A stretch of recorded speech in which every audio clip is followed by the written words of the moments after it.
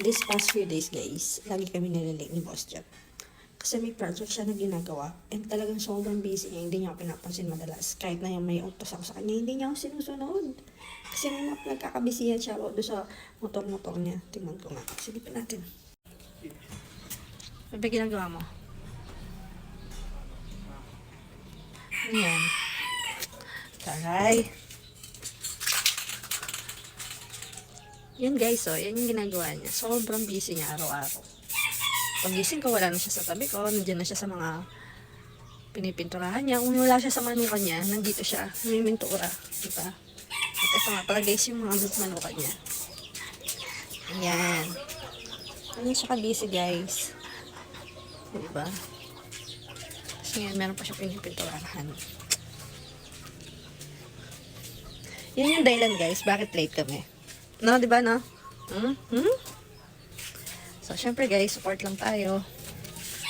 Kaysa sa magalit ka, di ba? Hayaan mo na lang siya. Kahit inaabot na siya ng gabi dyan. Ano naman yun, bebe? Shock. Ayan ba yung shock?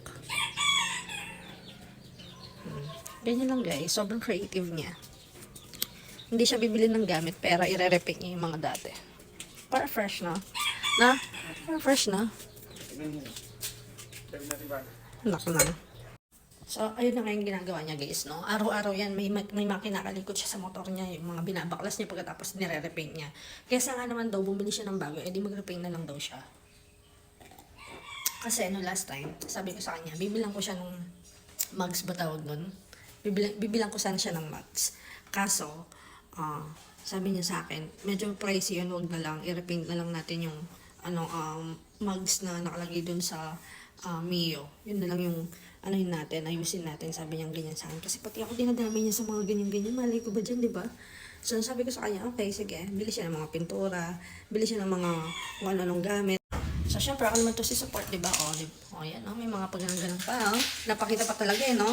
Sabi niya sa akin na last time, mura lang naman yung pintura. Tapos sabi ko, magkano naman yung mga pintura? Nasa 1K lang lahat yun. Wow, mura. So, ang mangyari, ang ginawa niya, inipon niya lahat ng tip sa Jexy. Pagkatapos yun yung pinabili niya ng mga piyasa. Daw may mga hinihingi pa siya sa akin ng konting-konti lang naman yung mga maliliit na mga tornilyo, mga ganyan. Iba palang mag-build ng motor guys. No? Sobrang magastos din pala. As in, kung paano niya sinet up yung motor na yun, double the price kung paano namin nabili yung motor. Ganon. Mas mahal pa yung mga pinalitan namin kaysa doon sa motor.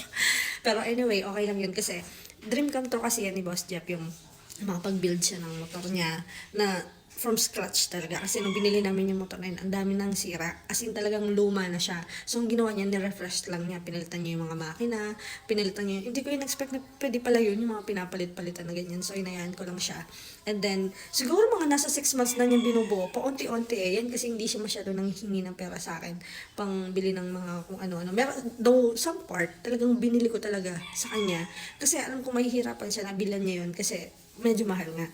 Pero, ako kasi tulong lang naman yun. Tsaka yung motor na yun sa amin naman kaya, excuse me po, okay lang.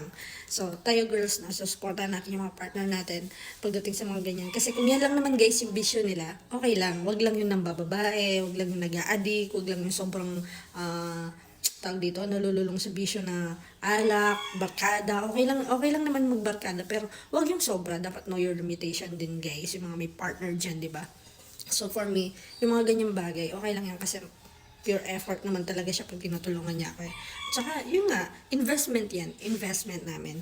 So, alam niyo na guys, ba't lagi kaming late, no? Siya, marami siyang ginagawa sa umaga. Ako actually, pag gising ko, pagkatapos ko mag-coffee, maliligo na ako, hindi na ako masyadong nagbe-breakfast. Kaso siya, syempre siya, yun lang yung time na para ayusin niya yung mga kung ano-ano niya. Kaya naantay ko na din siya. Kaya ngayon guys, malapit na yung February 14, ano pang ginagawa niyo? Magpasama na kayo sa mga jowa niyo, tsaka niyo bigyan ng mugs, di ba? Ganon.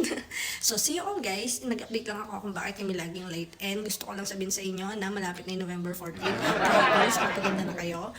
Pasama na kayo sa mga jowa niyo, mga moms niyo dyan, or mga nanay, mga tita-tita, ganyan. Pumunta na kayo sa Jexy guys. Kasi, dapat ngayon, Valentine's kabog tayo. Tayo magpapatal, dapat slay pa rin tayo, di ba? Because, this February, dapat always giving. Yun lang guys. See you!